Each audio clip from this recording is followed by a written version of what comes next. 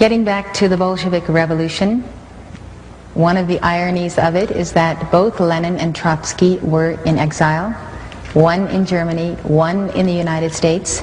Tell us about who helped them get where they were going to make sure that revolution was pulled off. Well, let me summarize about 4 chapters into 4 minutes. Trotsky was in New York. He had no income. I summed his income for the year he was in New York. It was about $600. Yet he lived in an apartment. He had a chauffeured limousine. He had a refrigerator, which was very rare in those days. He left New York and went to Canada on his way to the revolution. He had $10,000 in gold on him. He didn't earn more than $600 in New York. He was financed out of New York. There's no question about that. The British took him off the ship in Halifax, Canada. I got the Canadian archives.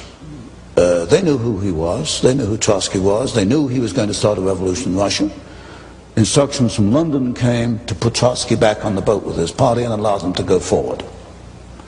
So there is no question that Woodrow Wilson, who issued the passport for Trotsky, and the New York financiers who financed Trotsky, and the British Foreign Office allowed Trotsky to perform his part in the revolution. Now over in Switzerland you get Lenin, who was in exile. He went through Germany in the famous sealed train by permission and with the encouragement of the German General Staff. And yet Germany and Britain were supposed to be fighting each other. And you get them both moving these 2 key revolutionaries into place inside Russia. And then of course the rest is history. They created the revolution with no more than about 10,000 revolutionaries. They needed assistance from the West, and they got assistance from Germany, from Britain, and from the United States to continue and consolidate the revolution. Just tell us all over again why. Why? Just tell it again. You won't find this in the textbooks. Why is to bring about, I suspect, a plan to control world society in which you and I won't find the freedoms to believe and think and do as we believe. Did these power brokers actually envision at that time a one-world government that would be socialist? Yes. The second statement I made was that they did not want the Soviet Union to develop into another free enterprise society, and that this would offset it. Aiding the revolution would offset this event. That was made as a statement in 1919. You have various books, one by Gillette, the razor blade Gillette, called The City, I think it was, which laid out this corporate socialism for the world to see as early as, what, 1905, 1910.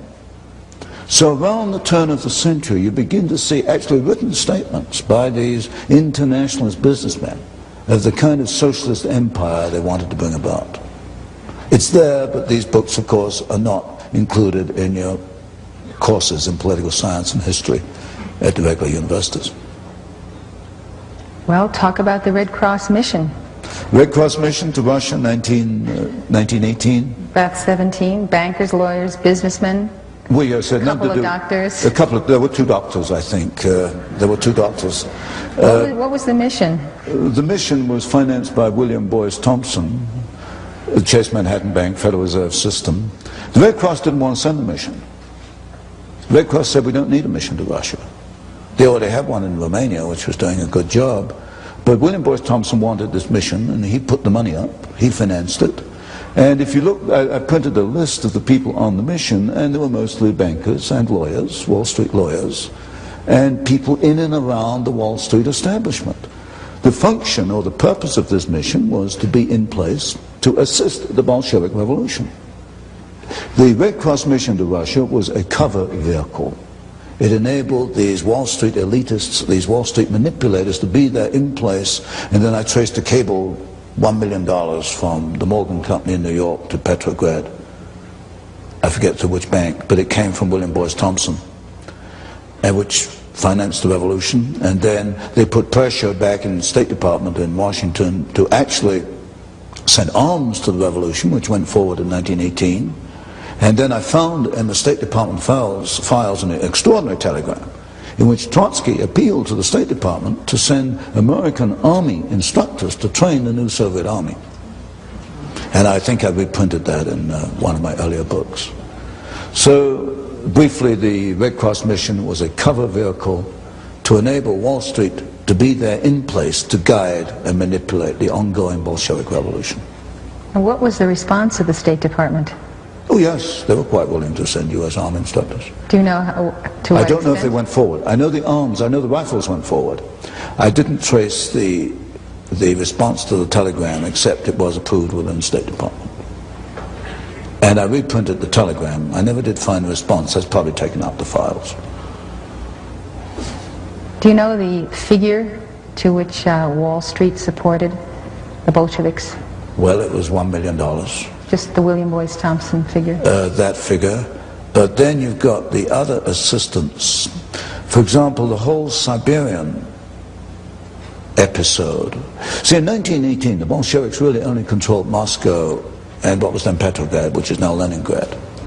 They could not have beaten off the White Russians, the Czechs, who were in Russia at that time, the Japanese, who were anti-Bolshevik. They could not have beaten it off without assistance from the United States and from Britain. And the Siberian Railroad is critical because if you look at that map of Russia, you know, Moscow and Leningrad are stuck at the left end, and you've got that vast expanse of Russia, and the backbone is the Trans-Siberian Railroad. Now, the history books will tell you that American troops went in, they occupied the Trans-Siberian Railroad in order to prevent the Japanese from coming in. Well, this is absolute nonsense. I've never written the book. I hope to get around to it one day. I've got 2 big boxes of files on this.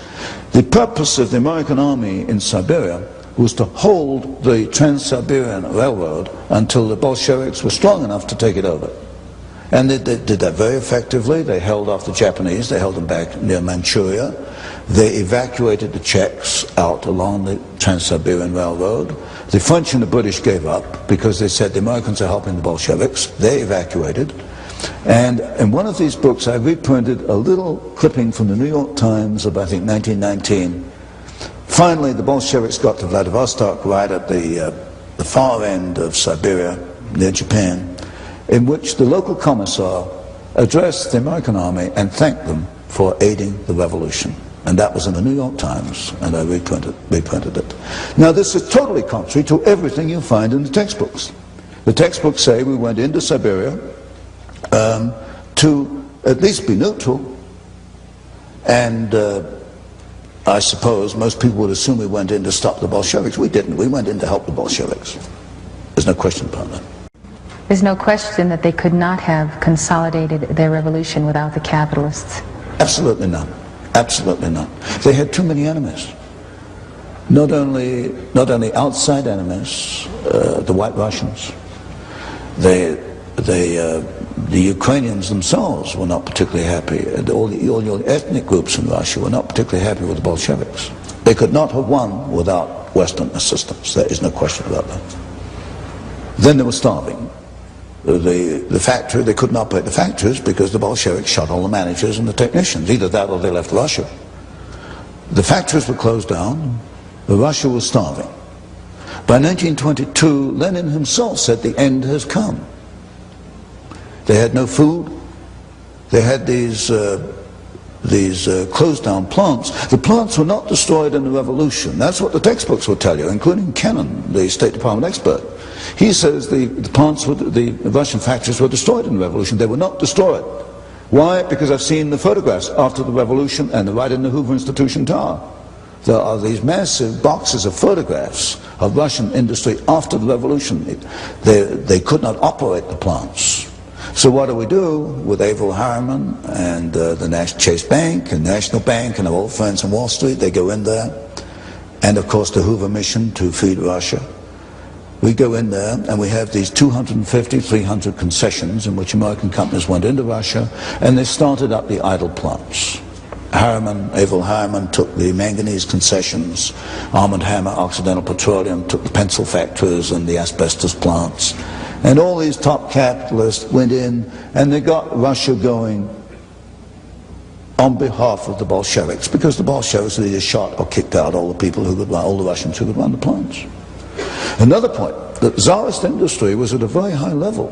Your textbooks would tell you that Tsarist industry was backward. It wasn't until the Soviets came along that it began to make progress. This is absolute nonsense. The Russians in 1913 had 2 indigenous Russian vehicles, Russian automobiles. There has never been an indigenous Soviet automobile. They've all come from the West.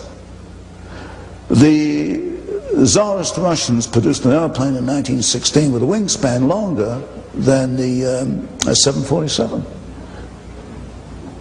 This is not known today. It's just wiped out history.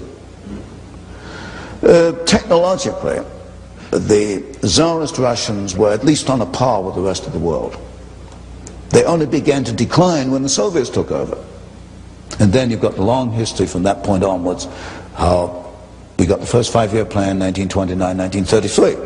I look at the first 5-year plan, I look at every plant that was built in Russia at that time. Every single plant was built by a Western company. Not one single plant was built by the Soviets.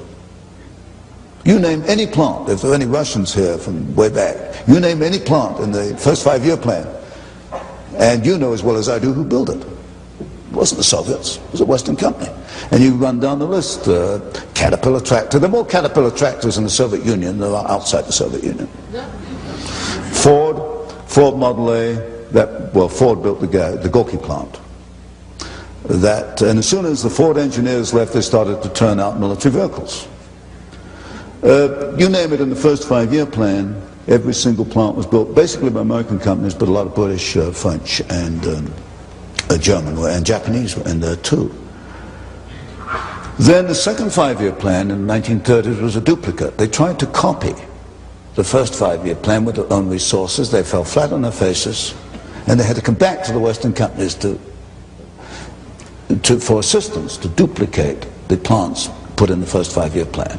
And for example, I was in Douglas Aircraft Company. They let me into their files, and it was amazing the detailed assistance given by Douglas Aircraft. They bought one DC-3, and then they bought a DC-3 in sub-assembly and all kinds of duplicate spare parts to get the thing going. And then we've got that story, I don't know how much detail you want, which continues right up to today, July 1, 1987, and you mentioned, I think, this morning, the Toshiba and the Toshiba Japanese plant and the Norwegian company, a government-owned plant, which provided the milling machines which enabled now the Soviet submarines to be 10 times quieter than they were before, and that's going to cost us $4 billion so that we can offset what we have given them. And this stupidity has continued stupidity in my sense. From the viewpoint of a Wall Street capitalist, I guess it's smart business. This has continued for 60 years. And this supposedly by our allies, but this is not the people of Japan and Norway. No. This is again the internationalists. It's the internationalists. Toshiba represented on the Trilateral Commission founded by David Rockefeller in 1973. It's your top corporate elitists, your top corporate establishment attorneys, the top politicians. Senator Mansfield once said, you don't get along unless you go along.